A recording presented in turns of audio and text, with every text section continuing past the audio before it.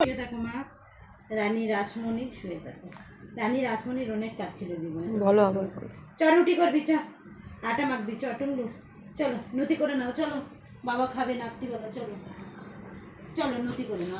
তো চলো নুতি করে নাও। তোমার মেয়ে কোনো কাজ করে না, কিচ্ছু কাজ করে না, এত বড় মেয়ে। চলো নুতি করে নাও বাবার জন্য, চলো। গা ভর্তি সোনপাপড়ি। হ্যাঁ, ওই সোনপাপড়ি বাবাকে দিয়ে রুটি দিয়ে জড়িয়ে খেয়ে নেবে। তরকারি করতে হবে না। ইমা কি পাগল হয়ে গেল? না পাগল কেন তুমি বলেছো রুটি করতে হবে? আচ্ছা যা যা করতে হবে না, তোর মার কাছে যা, মার কাছে যা, মার কাছে যা। এইবার দেখ এসে গেছি। আহ, আহ, আহ, আহ, আহ, আহ। আরে, থাক, না না তোমার ঝগড়া করতে হবে না, তোমার এমনি শরীরটা ভালো না। ও, টুকলু আবার না। হ্যাঁ, তুমি শো শো শো। কাজ করতে গেলেই জ্বর আসে। কাজের কথা বলেছে দেখেছো?